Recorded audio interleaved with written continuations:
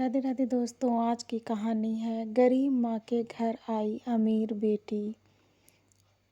आगरा शहर में एक शांता नाम की औरत रहती थी। उसके दो बेटे थे।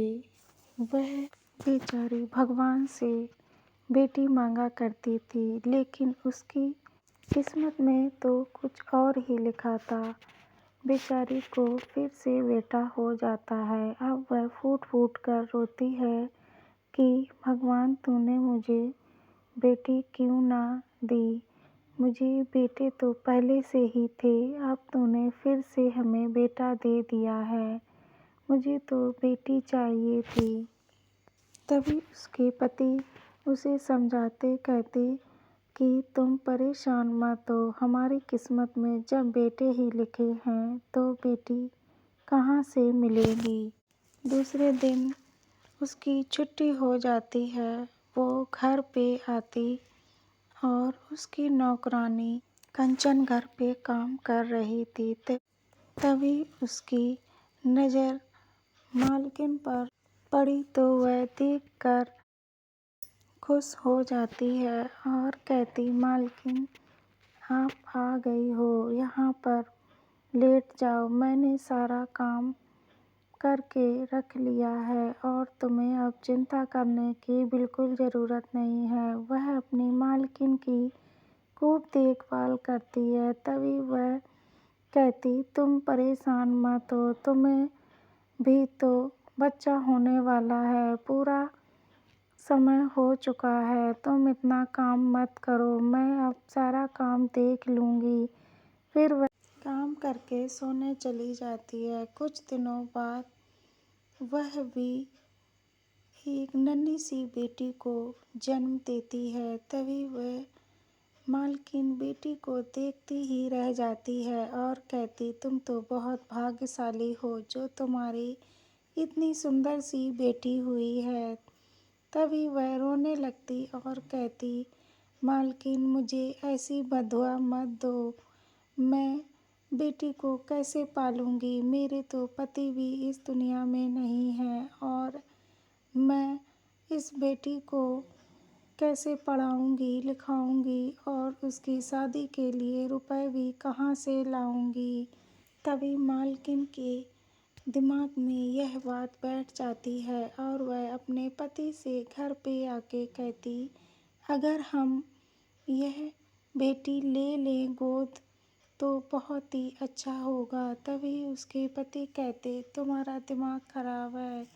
वह बेचारी अपनी पति की आखिरी निशानी दे देगी तो किसके सहारे जिएगी। तुम ऐसा सोच भी कैसे सकती हो। तभी वह कहती, तुम परेशान मत हो, मैं कंचन को भी हमेशा के लिए अपने घर में ही रखूंगी। वह अपनी बेटी से भी मिलती रहेगी और मेरे पास भी बनी रहेगी, तो हम दोनों का जीवन आराम से कट जाएगा। फिर दूसरे दिन जाकर कंचन को घर पे ले आते हैं और फिर शांता कंचन से बात करती है कि तुम अगर अपनी बेटी मुझे गोद दे दोगी तो तुम्हारी बेटी का भी लालन पालन अच्छे से हो जाएगा और वह तुम्हारे पास भी बनी रहेगी। तभी कंचन कहती है, मालकिन अगर मैं बेटी तुमको दे दूंगी फिर मैं किसके सहारे जीऊँगी। मेरा तो यही एक आखिरी सहारा है और तुम्हारे पास तो 3 बेटे हैं, फिर भी तुम बेटी को मांग रही हो।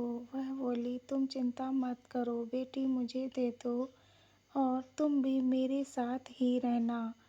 मैं तुम्हें कहीं भी नहीं जाने दूंगी, तुम घर पे ही रहना। इस तरीके से तुम अपनी बेटी से भी मिलती रहोगी और अच्छे से देखभाल भी करोगी।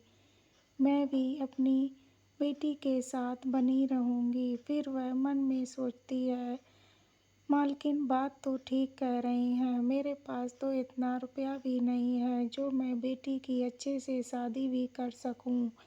तो वह कहती है, ठीक है मालकिन, मैं बेटी को देने के लिए तैयार हूँ और वह अपनी बेटी को गोद दे देती है। फिर वह नौकरानी भी मालकिन के साथ रहती और अपनी बेटी की बहुत अच्छे से देखभाल करती है। मालकिन भी अपनी बेटी को हर चीज़ देती है जो वह कभी सपने में भी ना सोच सकती थी। उसकी खूब अच्छे से दोनों माँ लालन पालन करती हैं। बेटी धीरे धीरे बड़ी होने लगती है।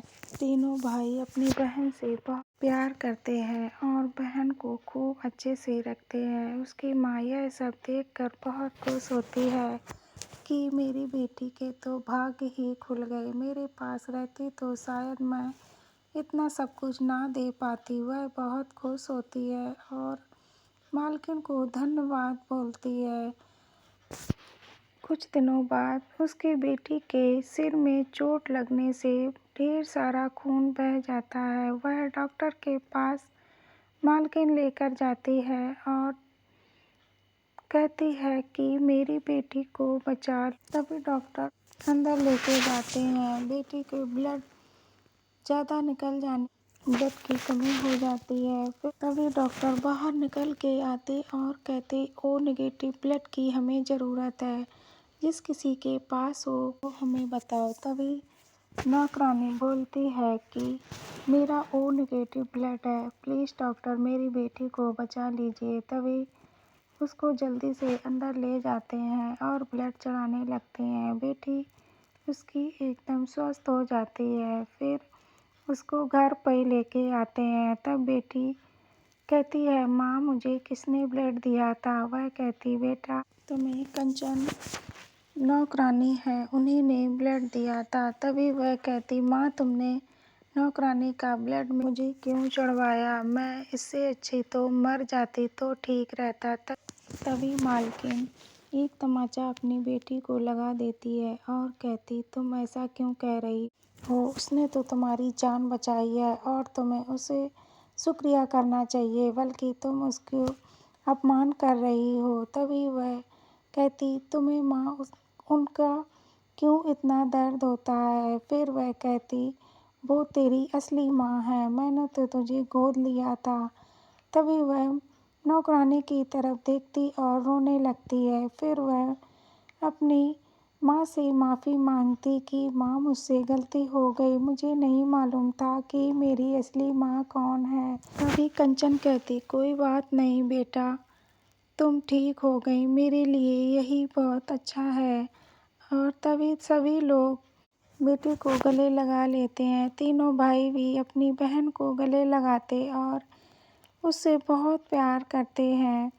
इस तरीके से सभी लोग एक साथ फिर से जुड़ जाते हैं। तो दोस्तों कैसी लगी ये कहानी? अगर अच्छी लगे तो कमेंट में हमें ज़रूर बताना और ऐसी कहानी सुनने के लिए मेरे साथ जुड़े रहना। जय श्री राधे कृष्णा।